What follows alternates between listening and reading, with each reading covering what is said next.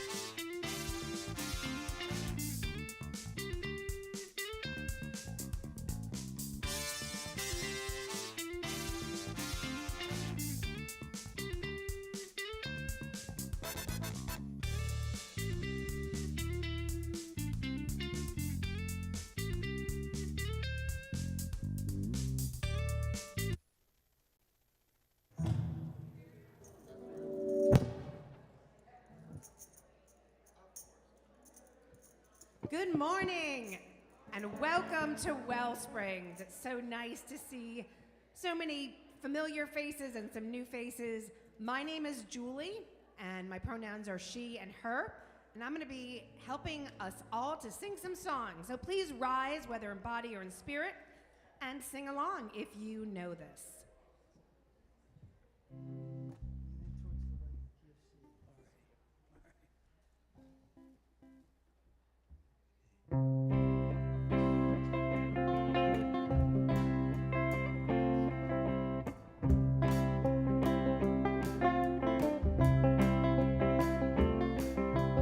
Winter is the oldest season, quietly beneath the snow. Seeds are stretching and reaching,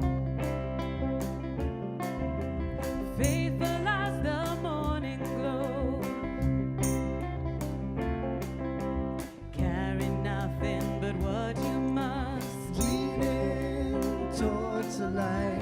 let it go, shake off the dust. Leaning towards the light. Today is now, tomorrow's beckon. Leaning towards the light. Practice and resurrection. Leaning towards the light. Shadows of this world will say, there's no hope, why try anyway? Every kindness, a large or slight, shifts the balance toward the light. Waters wide and open wide. Leaning towards the light. Don't just walk when you can fly. Leaning towards the light. When justice seems in short supply. Leaning towards the light. Let beauty be your truest guide. Leaning towards the light. Shadows of this world will say, there's no hope, why try anyway? Every kindness, a large or slight, shifts the balance toward the light. Prayer I pray at eventide, Leaning towards the light. or left undone and put aside. Leaning towards the light. When forgiveness is hard to find, Leaning towards the light. help me to at least be kind. Leaning towards the light. Leaning towards the light. Leaning towards the light. Leaning towards the light. Leaning towards the light.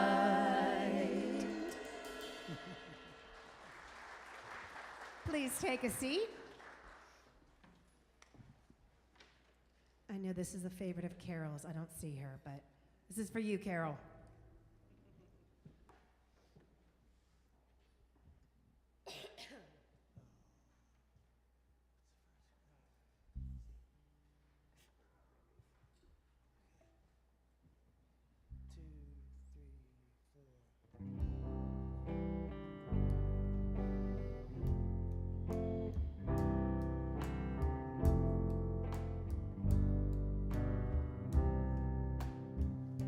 Was God thinking about my country, or the color of my skin?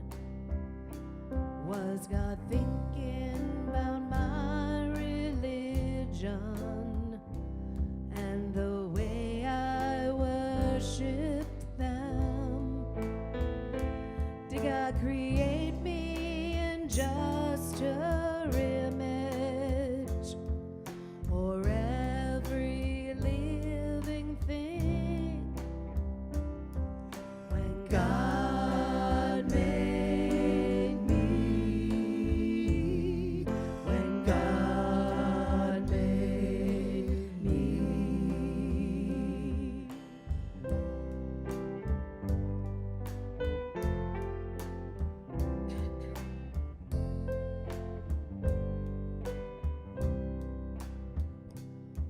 Was God planning only for believers, or for those who just had faith? Did God envision all the wars that were fought in His name? Did God say there was only one way to be close to Him? When God made me, when God made me.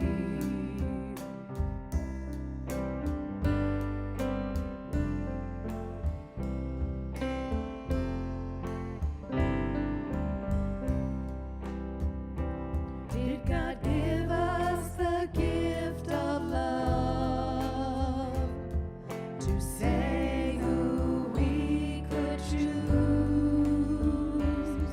When God made me, when God made me, when God made me, when God made me.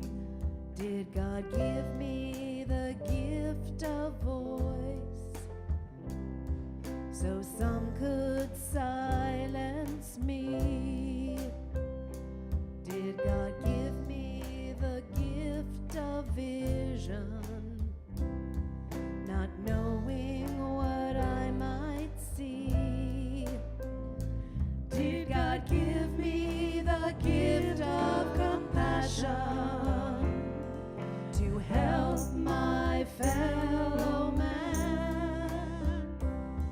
When God made me, when God made me, when God made me, when God made me.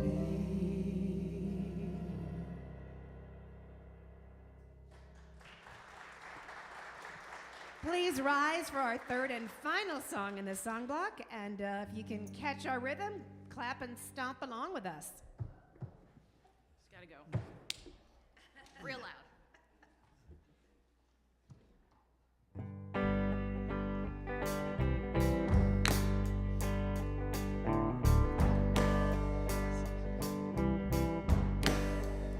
You gotta find your people, the ones that make you feel alright, the kind you want to stay up with all night.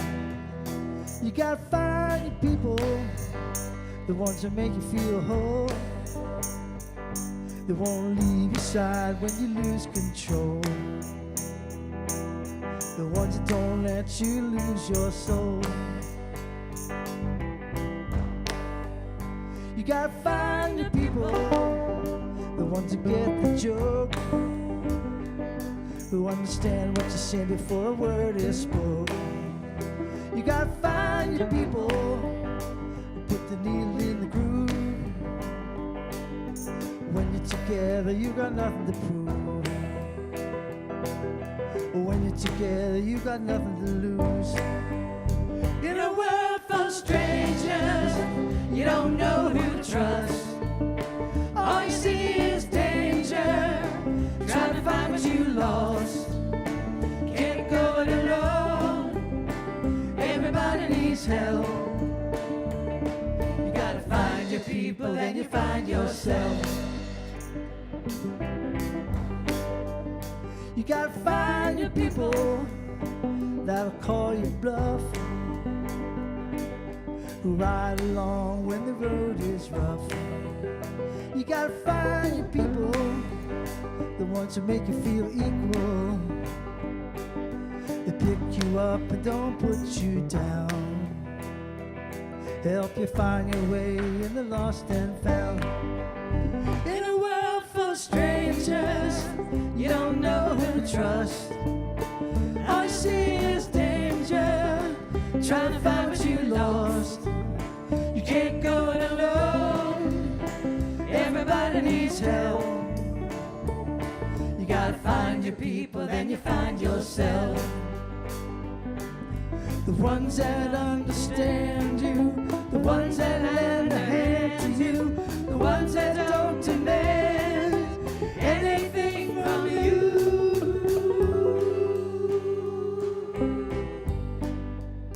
You gotta find your people, the ones that make you feel alright. They tell you the truth and wish you well. You gotta find your people, then you find yourself. You gotta find your people, then you find yourself.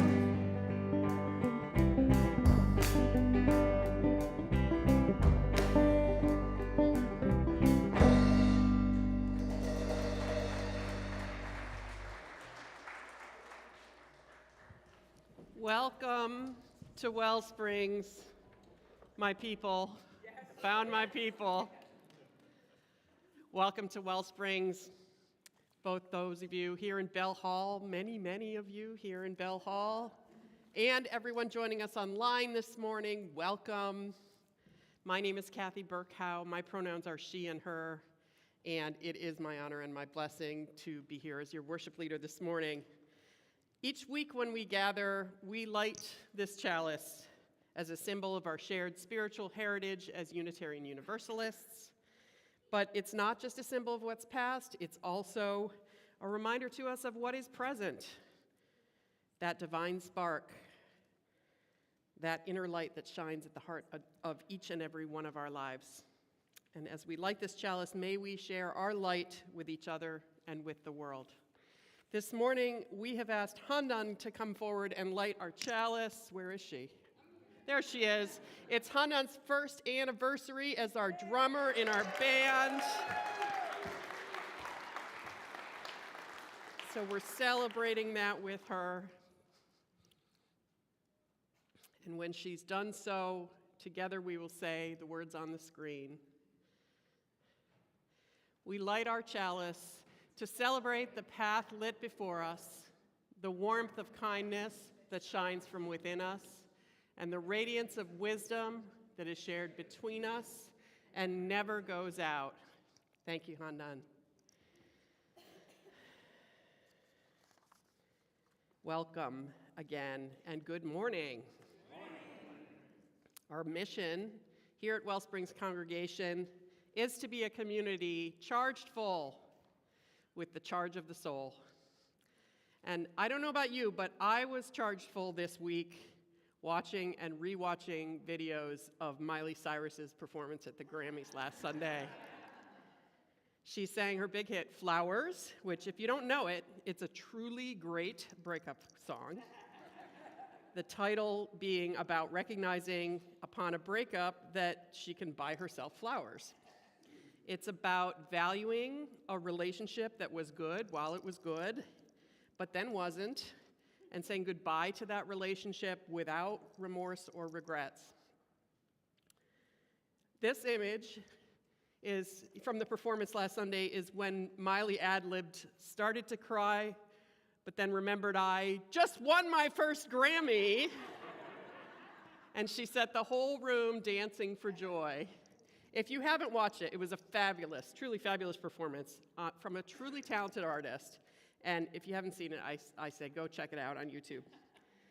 I kind of feel like this song is my theme song right about now, because I learned about a month ago that I, along with all of my peers at my level and up in my division at work, was subject to a layoff amid a major restructuring of our organization. And I've worked there for over 9 years, longer than I've been with any employer in my career. And it's been an excellent relationship. I fully expected to work there until I'm ready to retire, which I'm not. And I have no remorse or regrets about that relationship. Now, many of my coworkers subject to this layoff had been there even longer. And most of them were shell-shocked and frightened and angry, and they felt betrayed and hurt, and all completely understandable feelings. All of us were offered the opportunity to apply and interview for roles in the new organization with no clear indication of how many roles would be remaining among the several dozen people in my team at my level who were affected. Most of those folks did apply, and several of us, myself included, elected not to apply, and instead to take the severance package offered and move on to whatever's next outside. For some, that was retirement. For others, a new career entirely. For me, we'll see. Now, that anger, betrayal, shock, fear that I talked about, I'm so grateful to say I haven't felt any of that myself in the last month. And I have not shed a tear. It's like Miley said, started to cry, but then remembered I can buy myself flowers. I could have held on. I could have applied for a role in the new organization. Quite frankly, I probably would have gotten one. But I knew in my heart and soul, as soon as this process started, that I didn't want to. I didn't need to. I was fortunate to have a spouse with a stable job and good benefits, and we've prepared for emergencies financially, and I have valuable skills and experience that I know will allow me to find other work. It's also not my first rodeo at this type of thing, both inside a restructured organization and outside after a layoff. And having been through it before on both sides, I realized that I absolutely had a choice. I chose not to live through the churn of a restructured organization trying to figure itself out. I chose not to live through the uncertainty of applying and interviewing for a job and then waiting until very nearly my last day of work to find out whether or not I got to stay. I chose not to live with the survivor's guilt of wondering why I'm here and many of my cherished friends and coworkers no longer are. I chose not to become responsible for managing more people with less experience across more time zones, with fewer mentors to help them succeed. Instead, I can buy myself flowers, as Miley sings, and trust that my path will be made clear. And may you remember that you can love yourself better than anyone else can, and that WellSprings is here to love you too, because you found your people. Amen. So this morning, I'd like to especially welcome any newcomers. If this is your first or second time with us, welcome. We're so glad you're here. I hope you'll fill out a connection card. It's online. You can learn more about us and start to introduce yourself too. And if you're watching from home, there's a link to the online connection card in the video description in YouTube. And anybody can fill out a connection card on your phone through our WellSprings app. See any of our greeters this morning to help you get connected. Greeters, would you give us a wave? That's Ron and Carol in the back. And we'll have a QR code as well up on screen shortly that'll help you connect to that. If you would like to interact with folks who are joining us online this morning, I encourage you to do so. There is a live chat available on YouTube. You will need a YouTube or Google account. Just sign in and then click the live chat button to say hello. I do that every Sunday, whether I'm here or not. And finally, you can always find more information about today's service, as well as upcoming events and news through our WellSprings app or by scanning the QR code. It's available on the welcome table just by the front doors, and it'll also be up on screen in just a moment. So we have a few pieces of news we want to highlight this weekend, and for that, I'll turn it over to our membership and communications coordinator, Jessica Heichel. Hi WellSprings, my name is Jessica Heichel with your announcements for this week, and here is a QR code. You can scan that at any point for more information on any of today's messages. And all of our announcements today have to do with things that are happening today right after service. Having a bit of a busy Sunday, so I'll get through all three of them. Up first, your last chance to attend a Soulbite discussion group, at least in the Daily Reminder series, is today after service with our ministerial intern, Nick Sanchez. So if you're interested in this, it is a kind of laid back, easy discussion. There are some prompts that you'll be following, and it's a chance to kind of connect with fellow WellSpringers in a one-time discussion group. So look for Nick if you're interested in that today. Second event happening today is a listening circle with the Board of Trustees. This is to allow folks space to discuss or ask questions about the proposed process of calling Reverend Lee as our settled minister. This is the first of several listening sessions that are happening, so do scan this QR code because there are 5 more of them, and we hope you are able to take advantage of one, if not more. You are welcome to attend as many of these as you would like. And last thing happening today is a WellSprings 1.0 session. These are sessions designed for anyone who is interested in learning more about WellSprings membership. Today is specifically WellSprings 1.3. It will be facilitated by me, so look for me after service if you have not already signed up. And that will take place for about 1 hour after service today. That's it for this week, everyone. Thanks so much, and I will see you next week. At WellSprings, the foundation of all that we do is rooted in the power of connection, of making space in our lives and in our hearts for each other. This is the part of the service where we honor that connection by greeting one another. Now, we recognize our community's presence beyond these walls, so again, please take a moment to greet those who are participating in the service online through the live chat, or maybe say hello in the WellSprings Oasis, our private group on Facebook. And for those of you here in Bell Hall, just a reminder to please double check and ask before hugging or approaching anyone closely. And if you'd prefer to keep your distance from others for any reason, just stay seated and we'll give you a wave from afar. With gratitude for all the ways we might connect, please greet one another now.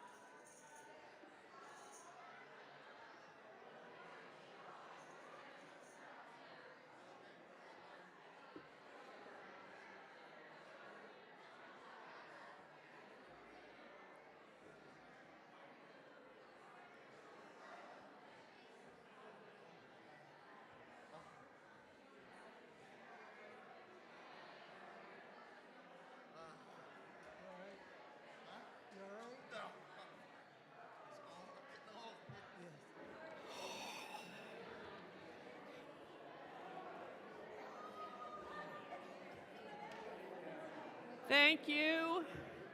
Thank you all for those warm greetings.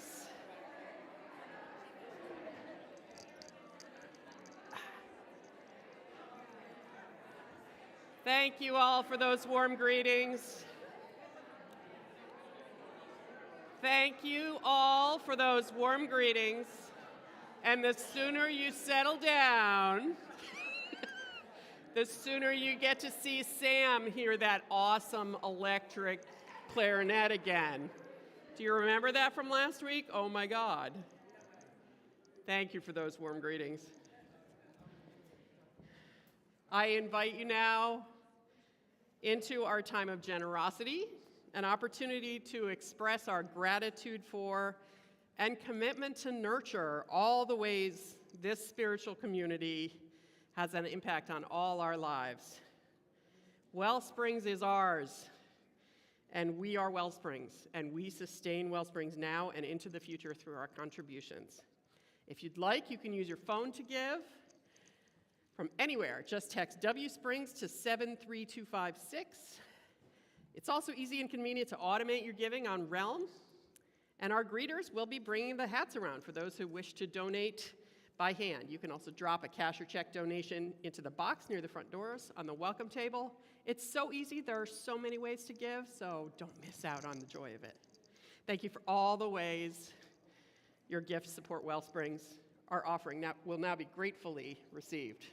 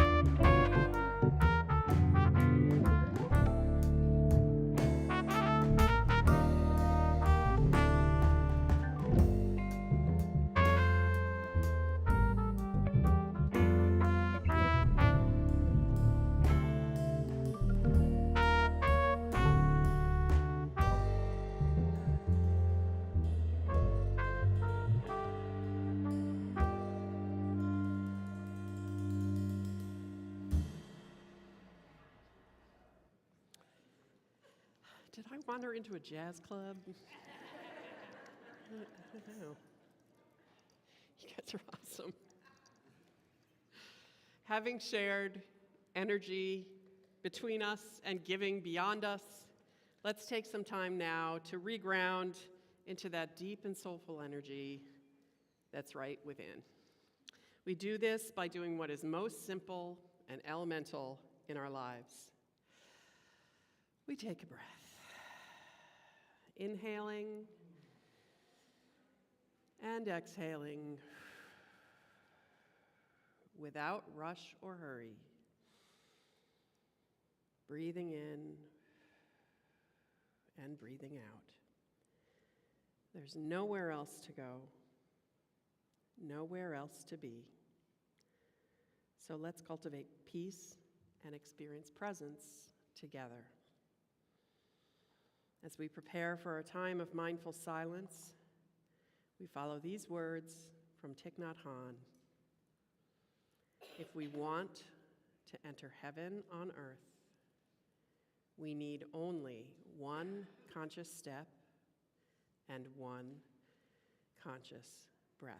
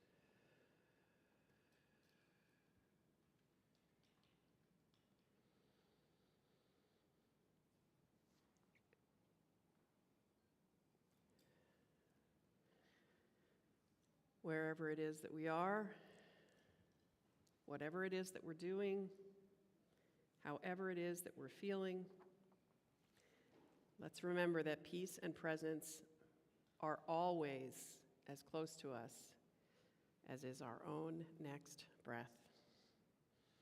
May this be so for us this moment. May it be so for us this day, and may it be so for all of us in the days to come.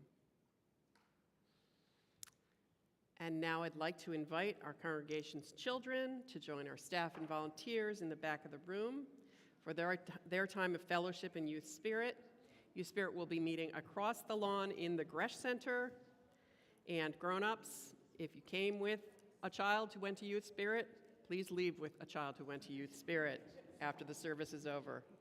And now, let's join our awesome band for our next song.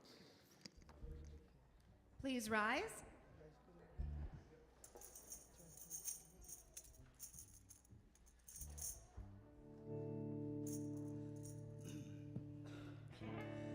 To everything, turn, turn, turn. There is a season, turn, turn, turn.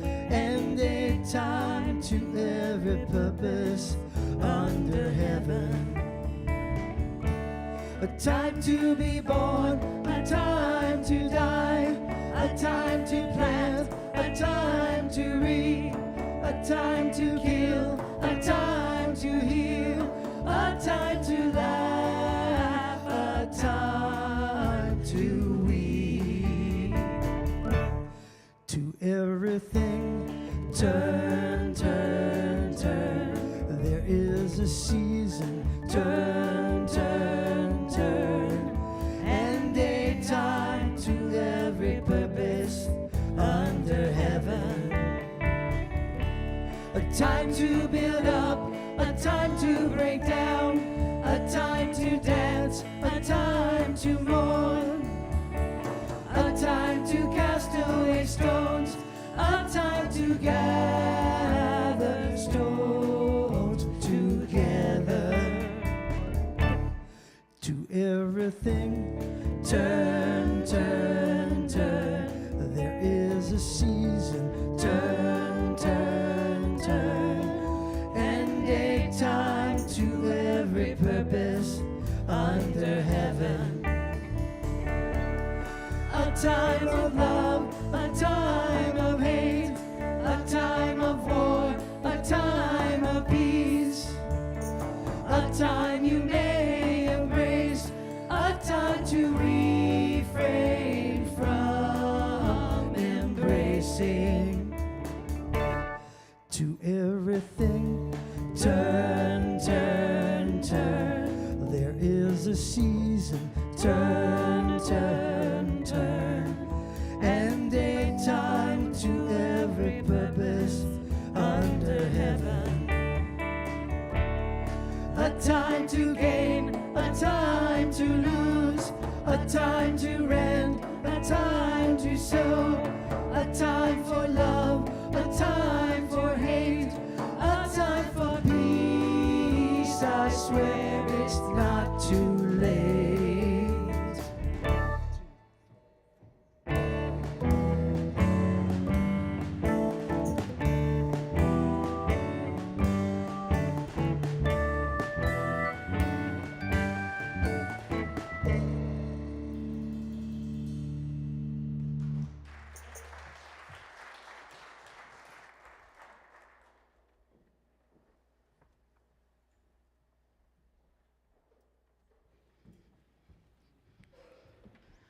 Good morning, everybody.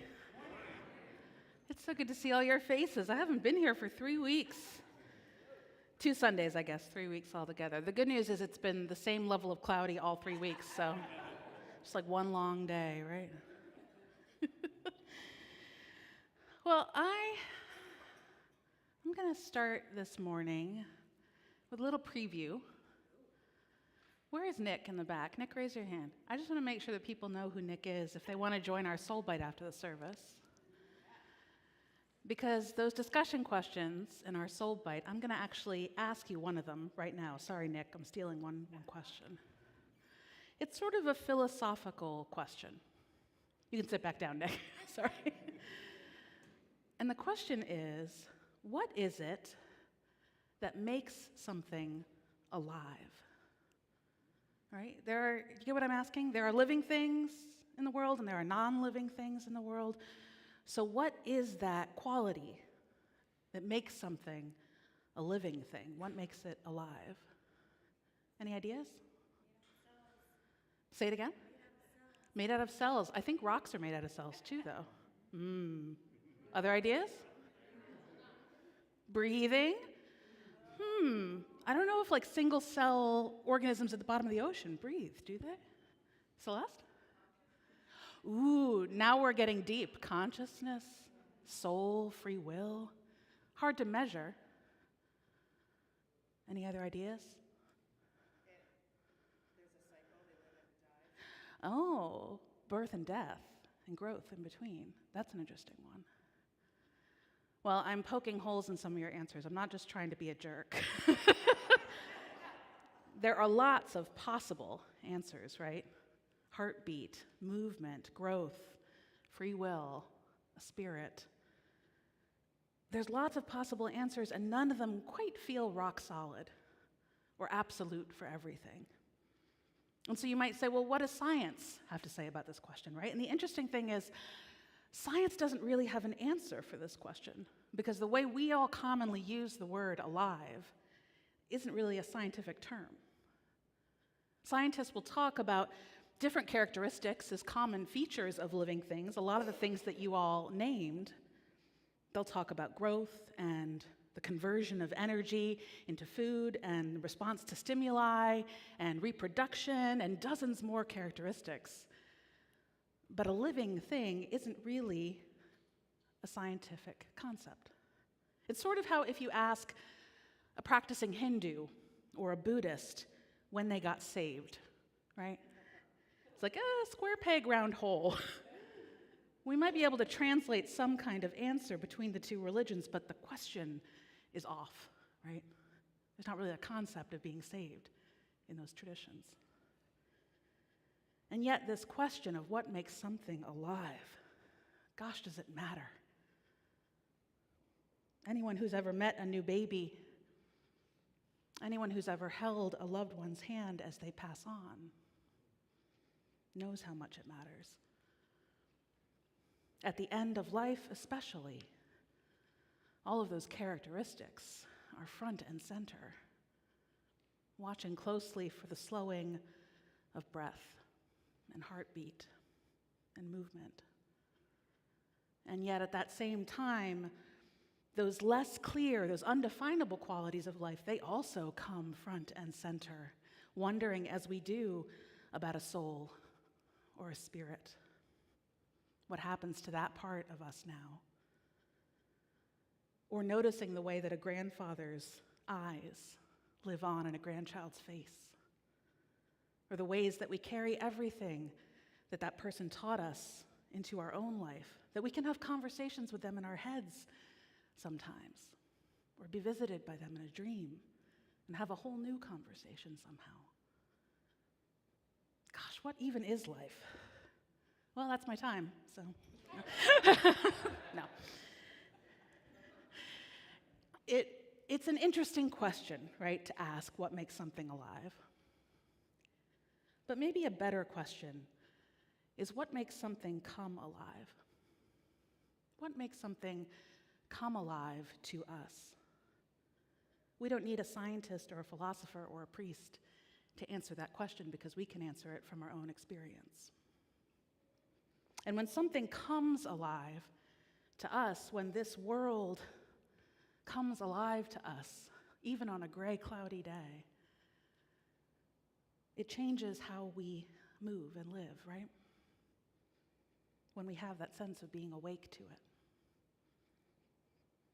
This winter, in January and February, we've been talking in our message series about the daily reminders that nudge us in that direction.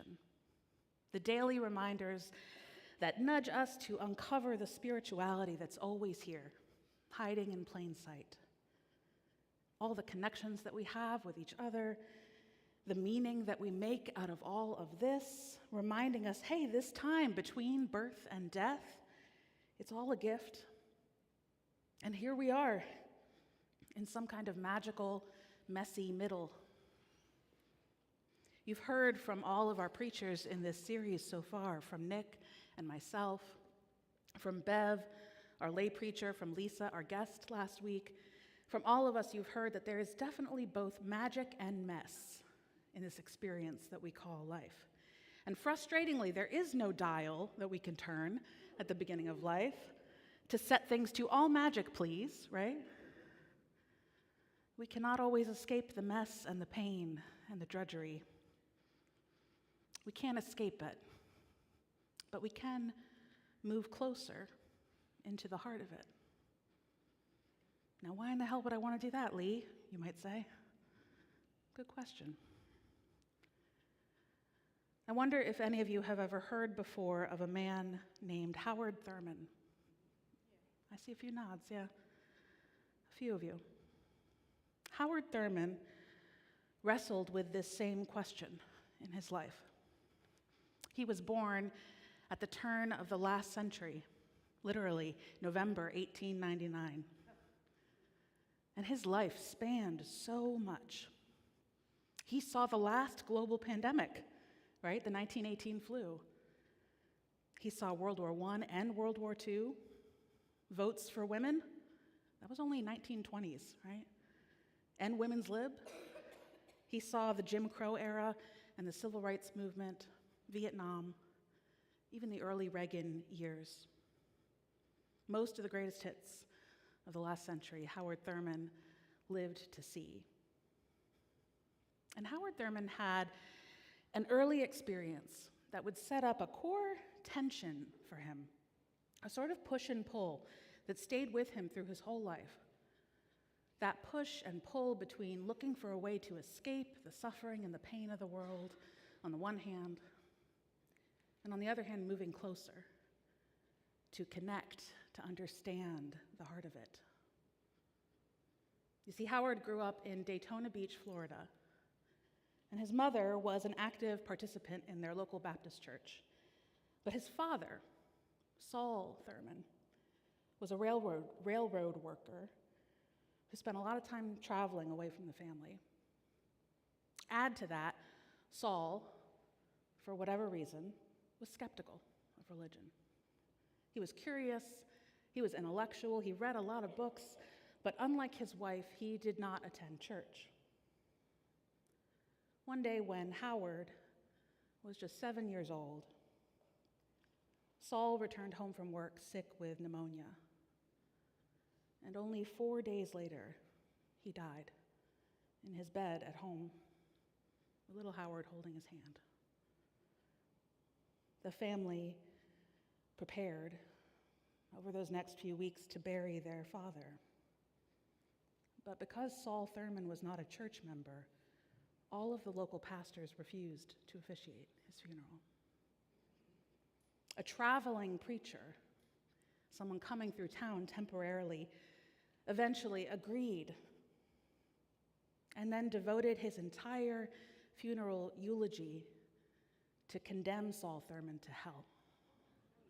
Yeah. The cruelty for 7-year-old Howard was too much. And he vowed at that young age to never attend church again. I read this story in one of the books I had on my book stack during my time away for study leave last week. The book is called What Makes You Come Alive? A Spiritual Walk with Howard Thurman by the author and scholar Loretta Coleman Brown. And after hearing that story, you might be thinking to yourself, wait a second, a spiritual walk with Howard Thurman? I thought you just told me he vowed to never go to church again. Well, little 7-year-old Howard eventually became the Reverend Dr. Howard Thurman, one of the most influential American theologians of the last century, a spiritual advisor to the civil rights movement, a personal friend of Dr. and Coretta King. And it was in part this early experience he had of losing faith in the authority of the church that he was raised in that awakened then a whole new set of possibilities for Howard Thurman to explore spirituality, not just in the church, but in the whole world around him. The author of that book, Loretta Coleman Brown, refers to Thurman as he sometimes referred to himself as an ordinary mystic. Nick has mentioned this idea of mysticism in his message last month, too. Mystics are often people that we think of as being special, right? Having some sort of special touch or quality, people who escape and leave their lives behind and become one with God, the universe, and everything, joining an ashram, becoming a monk, right? But an ordinary mystic, according to Thurman, is simply any person who has any kind of encounter with the God of their understanding. Thurman told a story in his writings about an experience he had. He was walking home through the city late one night from a study session when he was in seminary. And suddenly, he noticed the sound of rushing water in the middle of the city of Rochester, New York. He looked around at the street. He couldn't find anything that pointed to the source of the sound. He said he'd taken this route before many times. He'd never heard one drop of water. And so the next morning in class, he told his professor about this sound of water flowing, and his professor said, "Oh, there is actually a canal that was dug there many years ago, and it runs beneath the street." Now, in the daytime, of course, this is a busy city street. There were streetcars, buses, crowds, all making so much noise. But in the quiet of that late night hour, if you were paying attention, you could hear the water flowing beneath the pavement. Howard would say that mystics, the ones who encounter God, they're not some special group of people. They just happened to hear the water. Now that's a bit towards the magical side, right, of the spiritual life. Who doesn't love the idea of a peaceful stream running underneath the busy city streets? Except for maybe a PennDOT crew. They may not be thrilled about it. See, right? The line between magic and mess, it's thin, right? I'm telling you. And it's true that you really can't have one without the other. Howard Thurman saw a lot of mess, too, in his life.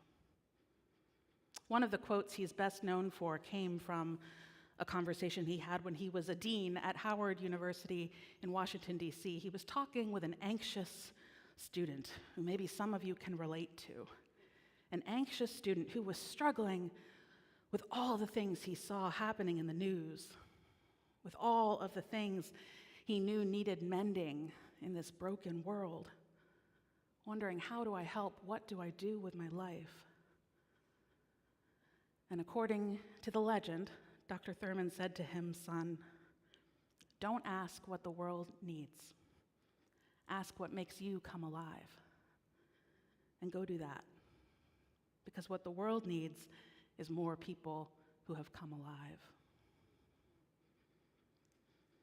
It is tempting to think of coming alive as something that happens only in those beautiful moments, those high up on the mountaintop kind of times, the new births in our lives.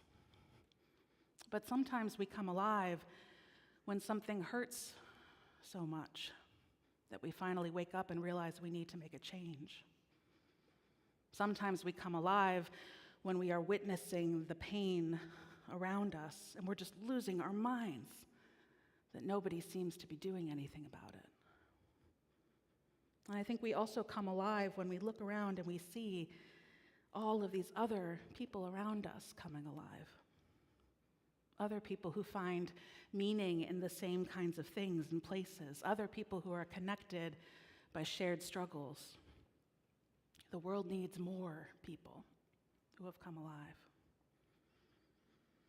And we don't have to wait for the world to be set to all magic, please, in order to start.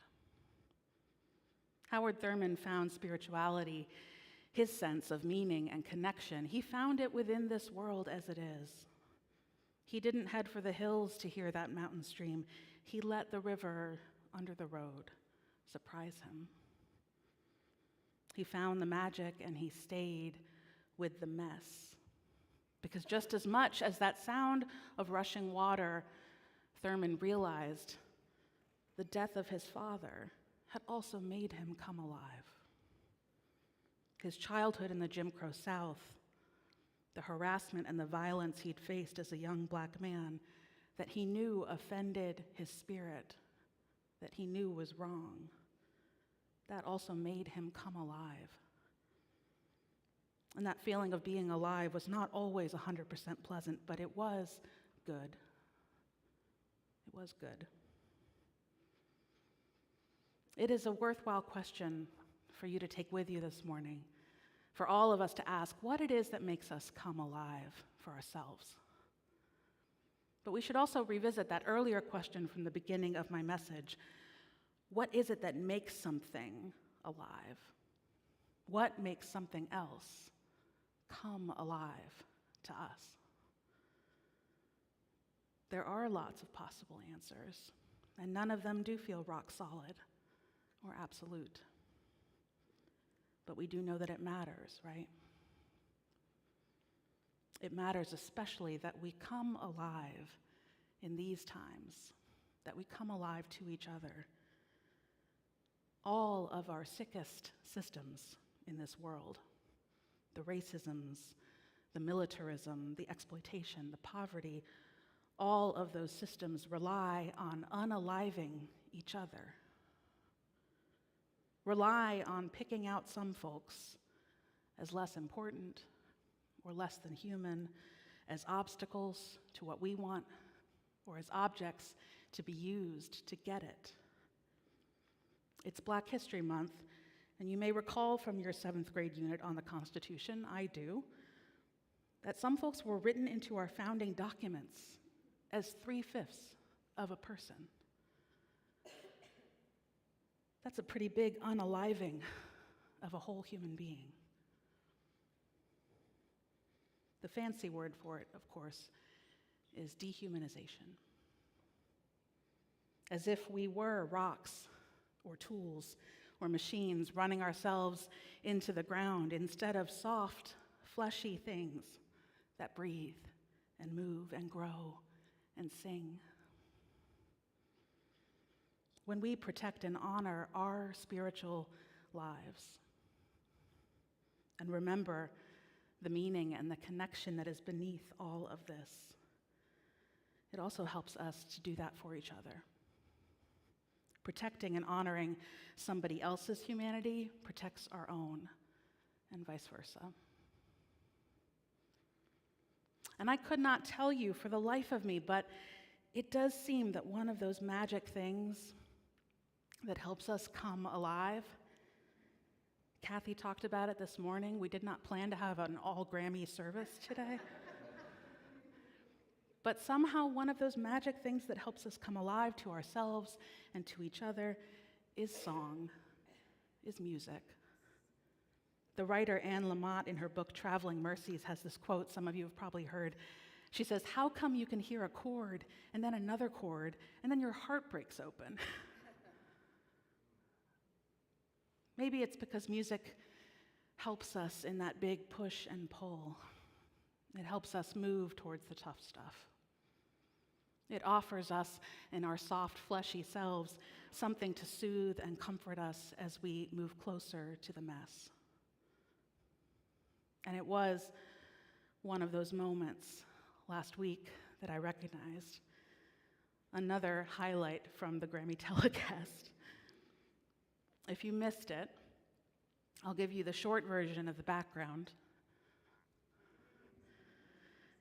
Tracy Chapman, on your left, had a hit song 40 years ago. Yeah. Yeah, it was 40 years ago. Sorry, everybody.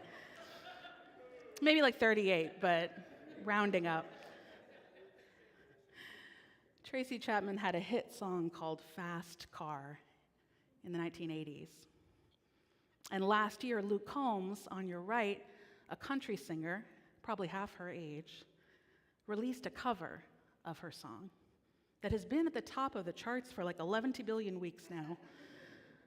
And so last Sunday night at the Grammys, these two artists from very different musical genres, from very different generations, very different fan bases, very different life experiences, they sang a duet of a perfect song that somehow spoke to both of them.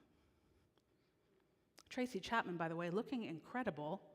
Like she stepped straight out of 1992 and onto that stage. And to be honest with you, I'm not going to be quite as breathless as some of the articles I've read about how this performance single-handedly healed America, okay? That's not quite how I saw it. But gosh, it did sure seem to make a lot of people come alive. A lot of people. Queer folks and black folks. Young folks and old folks. Poor folks in the country. Rich folks literally singing along in their ball gowns and their jewels. And all of that fuss over a song about people that this world tries to tell us don't matter. A song about the cashiers and the dropouts, the unhoused, the disabled, the drunks. A love letter reminding us that all of us belong and all of us can be someone. I don't know exactly what makes you all come alive, but I do know for sure that all of us are human, that all of us are precious. I know that tending to our spirits can be an act of resistance. And I know that glory, even on a cloudy day, is still all around us. Amen. And may you all live in blessing. I'll invite our band back up on stage to play a song that you might expect at this point. And as they do so, I'll invite you all to join me in the spirit of prayer. God of our heart's own language, God who hears our laughter and our tears and everything in between. On this morning, may we feel that sense of being alive here together. May we feel that everything that is about to happen has not been written in stone, that it is a choice, that we have the power to care for ourselves and each other, and that we can move forward in this life with our sense of being a living thing, awake and awash in the grace of the fact that we are here, that we are breathing, and so is everyone else. For these prayers I've spoken, and for the prayers that all of us are carrying silently in our hearts, we say amen. Please rise, whether in body or in spirit. And I have to share this, which is telling you how old I am. In 1990, I saw Tracy Chapman before she was really anybody. She was still touring college campuses. I was at Penn State in Eisenhower Auditorium, and I saw her perform. Still one of the best concerts I've ever seen. Here's our tribute to this wonderful song.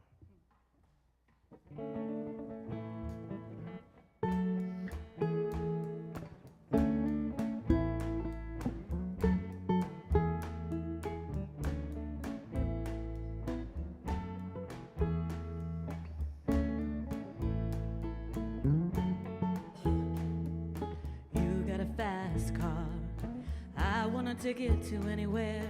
Maybe we make a deal. Maybe together we can get somewhere, and any place is better. Starting from zero, got nothing to lose. Maybe we'll make something. Me, myself, I got nothing to prove.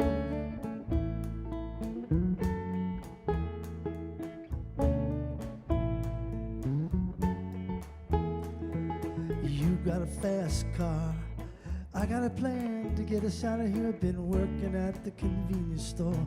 Managed to save just a little bit of money. Won't have to drive too far. Just across the border and into the city. You and I can both get jobs and finally see what it means to be living.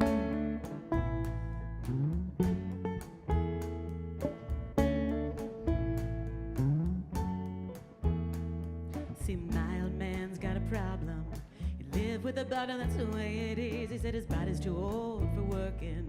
His body's too young to look like this. Mama went off and left him. She wanted more from life than he could give. I said, somebody's got to take care of him. So I quit school and that's what I did.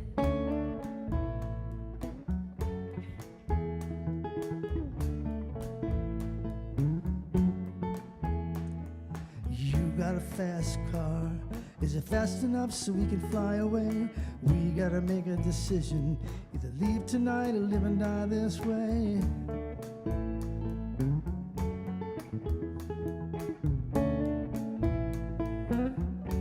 So remember when we were driving in your car. Speed so fast I felt like I was drunk. City lights laid out before us, and your arm felt nice right around my shoulder. And I had a feeling that I belonged. I had a feeling I could be someone, be someone, be someone.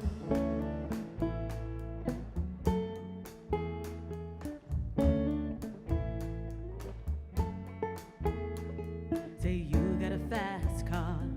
We go cruising, entertain ourselves. You still ain't got a job. And I work in the market as a checkout girl. I know things will get better. You'll find work and I'll get promoted. We'll move out of the shelter, buy a bigger house and live in the suburbs.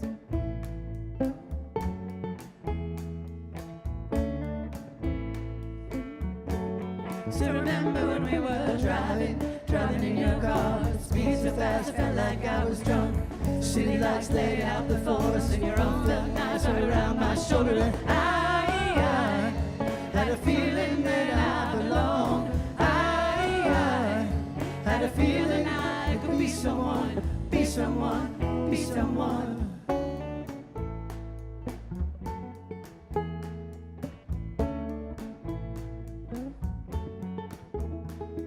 You got a fast car, I got a job that pays all our bills. You stay out drinking late at the bar, see more of your friends than you do of your kids. I'd always hope for better, thought maybe together you and me could find it. I got no plans, I ain't going nowhere, so take the fast car and keep on driving.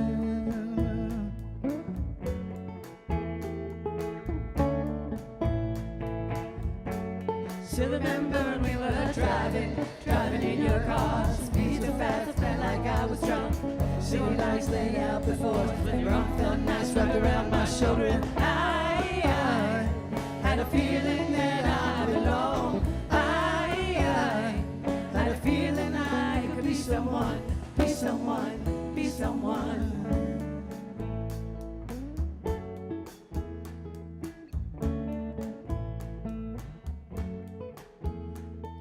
You got a fast car. Is it fast enough that you could fly away? We gotta make a decision. Either leave tonight or live and die this way.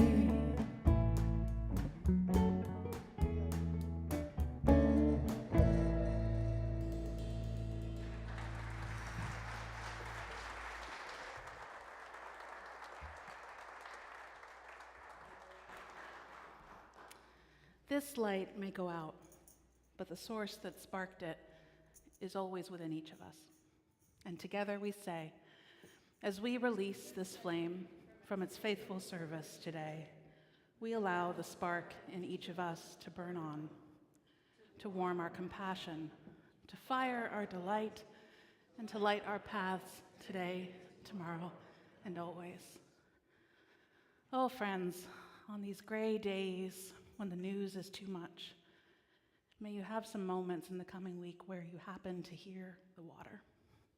Let's put our hands together one more time. Guys, take us out.